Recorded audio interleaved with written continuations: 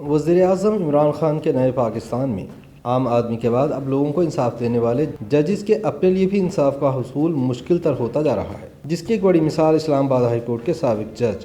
Justice retired Shaukat Aziz Siddiqui کی ہے، جو کئی برسوں سے سپریم کورٹ میں اپنا کیس لگوانے کی کوششوں میں مصروف ہیں، لیکن اب تک سنوائی نہیں ہوئی۔ اسلام آباد میں وکلاء کی ایک تقریب سے خطاب کے دوران ISI کے سیاسی کردار پر تنقید کے بعد اس وقت کے چیف جسٹس پاکستان میاں ثاقب نثار کے ہاتھوں فارغ ہو جانے والے جسٹس شوکت عزیز صدیقی نے ایک مرتبہ پھر ایک نئی درخواست میں سپریم کورٹ کے چیف جسٹس گلزار احمد سے اپنے کیس کی جلد سماعت کی استدعا کی ہے۔ یاد رہے کہ جسٹس گلزار احمد انجانی وجوہات کی بنا پر جسٹس شوکت عزیز کی جانب سے اپنی برطرفی کے خلاف دائر کردہ درخواست کی سماعت لٹکائے چلے جا رہی ہے۔ چیف جسٹس کے نام ایک تازہ خط میں جسٹس شوکت عزیز صدیقی نے یاد دلوایا ہے کہ 11 اکتوبر سن 2018 سے اب تک ان کی درخواست مسلسل التوا کا شکار ہے اور ابھی تک کیس کی ابتدائی مراحل کی کارروائی بھی ممکن نہیں ہوئی۔ جسٹس شوکت عزیز صدیقی نے اس خدشے کا اظہار بھی کیا ہے کہ شاید عدالت عظمیٰ ان کے ریٹائرمنٹ کے انتظار میں ان کا کیس لٹکائے چلی جا رہی ہے۔ 2 صفحات پر مشتمل اپنے تازہ خط میں شوکت عزیز صدیقی کا موقف ہے کہ ان کی اپیل میں سماعت کے لیے غیر ضروری تاخیر روا رکھی جا رہی ہے، لہٰذا عدالت عظمیٰ کو اس عمومی تاثر کو سنجیدگی سے ظاہر کرنے کی ضرورت ہے کہ میری آئینی درخواست کو 30 جون سن 2021 تک زیر التوا رکھنا کسی حکمت عملی کا حصہ ہے، تاکہ میری ریٹائرمنٹ کی تاریخ گزر جائے اور میری آئینی درخواست غیر مؤثر ہو جائے۔ ان کا کہنا تھا کہ اس مسلسل التوا کے نتیجے میں وہ اور ان کا خاندان ذہنی پریشانی اور اضطراب میں مبتلا ہیں، جس میں مسلسل اضافہ ہو رہا ہے۔ یاد رہے کہ جسٹس شوکت عزیز صدیقی کی جانب سے چوتھا خط ہے جو درخواست گزار کی جانب سے کیس کی جلد سماعت کے لیے چیف جسٹس پاکستان گلزار احمد کو لکھا گیا ہے۔ اس سے پہلے سپریم کورٹ کے سینئر جج جسٹس قاضی فائز عیسیٰ بھی جسٹس گلزار احمد پر اپنے کیس میں جانبداری برتنے کا الزام عائد کر چکے ہیں۔ شوکت عزیز صدیقی کو 21 جولائی سن 2018 کو ڈسٹرکٹ بار ایسوسی ایشن راولپنڈی میں ایک تقریر پر آئین کے آرٹیکل 209 کے تحت سپریم جوڈیشل کونسل کی سفارشات پر بطور جج فارغ کر دیا گیا تھا۔ انہوں نے اس خطاب میں ISI کے سیاسی کردار پر شدید تنقید کی تھی اور یہ انکشاف کیا تھا کہ ان پر ISI کی جانب سے سابق وزیر اعظم نواز شریف کو سزا سنانے کے لیے دباؤ تھا۔ اس سے قبل 24 ستمبر سن 2020 کو سپریم کورٹ کے 5 رکنی بینچ کے سربراہ جسٹس عمر عطا بندیال نے شوکت عزیز صدیقی کی بطور جج برطرفی کے 11 اکتوبر سن 2018 کے نوٹیفکیشن کے خلاف درخواست کی سماعت کے دوران سابق جج کی نمائندگی کرنے والے سینئر وکیل حامد خان سے کہا تھا کہ جسٹس قاضی فائز عیسیٰ کیس کے حتمی فیصلے کا انتظار کریں، جو جلد ہی آنے والا ہوگا۔ بعد ازاں 23 اکتوبر سن 2020 کو جسٹس فائز عیسیٰ کیس میں اکثریتی فیصلہ اور جسٹس یحییٰ آفریدی کا اختلافی نوٹ جاری کر دیا گیا، تاہم پھر بھی جسٹس ریٹائرڈ شوکت عزیز صدیقی کا کیس سماعت کے لیے مقرر نہیں ہو سکا۔ یاد رہے کہ اس سے پہلے جنرل مشرف کو آئین شکنی کے جرم میں سزائے موت سنانے والے جسٹس وقار احمد سیٹھ سپریم کورٹ کا جج بننے کے لیے دائر کردہ اپنی پٹیشن لگنے کے انتظار میں اس دنیا سے چلے گئے، لیکن چیف جسٹس گلزار احمد نے ان کی آئینی درخواست کو سماعت کے لیے مقرر نہیں کیا۔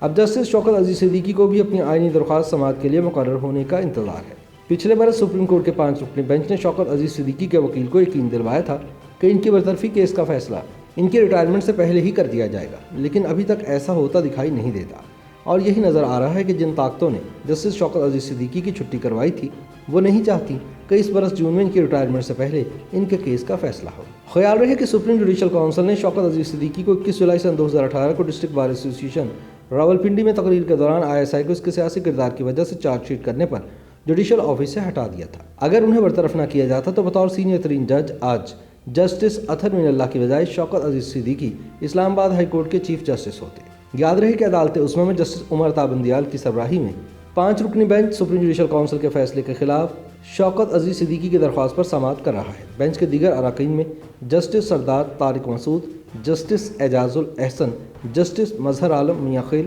اور جسٹس سجاد علی شاہ شامل ہیں۔ پچھلے برس 9 دسمبر کو ہونے والی سماعت کے دوران جسٹس شوکت عزیز صدیقی کے بطور جج اسلام آباد ہائی کورٹ سے برطرفی کے خلاف سماعت کے دوران جسٹس عمر عطا بندیال نے ریمارکس دیے تھے کہ یہ ایک بڑا کیس ہے اور ہم چاہتے ہیں کہ وکلاء کو تسلی سے سن کر فیصلہ کریں۔ انہوں نے کہا کہ بینچ اگر 4 اراکین سے زیادہ پر مشتمل ہو تو معمول کے مقدمات متاثر ہوتے ہیں، جس پر شوکت عزیز صدیقی کے وکیل حامد خان نے کہا تھا کہ میرے موکل شوکت عزیز صدیقی اگلے سال ریٹائر ہو جائیں گے، اس لیے ہم چاہتے ہیں کہ اس کیس کا فیصلہ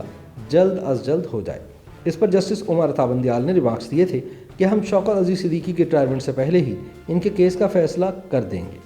اس کے بعد کیس کو جنوری سن 2019 تک ملتوی کر دیا گیا تھا، لیکن اب مارچ کا مہینہ شروع ہو چکا ہے اور جسٹس شوکت عزیز صدیقی کا کیس نہیں لگایا گیا، چونکہ ان کا case chief justice Gulzar Ahmed کی منظوری سے لگنا ہے۔ اس لیے جسٹس شوکت عزیز صدیقی نے اب جسٹس گلزار کو چوتھا خط لکھ کر ایک بار پھر یاد دہانی کروائی ہے۔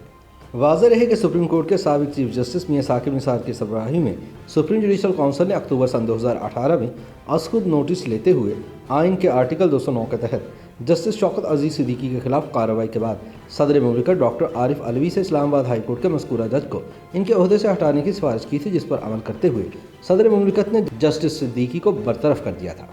جسٹس شوکت عزیز صدیقی نے جولائی سن 2018 میں راولپنڈی بار سے خطاب کرتے ہوئے کہا تھا کہ مبینہ طور پر ISI عدلیہ کے معاملات میں مداخلت کرتی ہے اور اپنی مرضی کے بینچز بنوا کر اپنی مرضی کے فیصلے لیتی ہے۔ انہوں نے الزام عائد کیا تھا کہ فوج کے خفیہ اداروں کی مداخلت کی وجہ سے انہیں نواز شریف کو احتساب عدالت سے ملنے والی سزا کے خلاف اپیل کی سماعت کرنے والے اسلام آباد ہائی کورٹ کے بینچ میں شامل نہیں کیا گیا۔ ISI پوری طرح جوڈیشل پروسیڈنگز کو مینیپولیٹ کرنے میں انوالو ہے۔ ISI کے لوگ مختلف جگہ پہنچ کر اپنی مرضی کے بینچ بنواتے ہیں، کیسوں کی مارکنگ ہوتی ہے۔ میں اپنی ہائی کورٹ کی بات کرتا ہوں، ISI والوں نے میرے چیف جسٹس کو اپروچ کر کے کہا کہ ہم نے الیکشن تک نواز شریف اور اس کی بیٹی کو باہر نہیں آنے دینا، شوکت عزیز صدیقی کو بینچ میں مت شامل کرو۔ اور میرے چیف جسٹس نے کہا جس بینچ سے آپ ایزی ہیں ہم وہ بنا دیں۔ بعد ازاں فوج کے شعبہ تعلقات عامہ نے ایک ٹویٹ کے ذریعے اس وقت کے چیف جسٹس میاں ثاقب نثار سے درخواست کی تھی کہ وہ اس بارے میں ایکشن لیں۔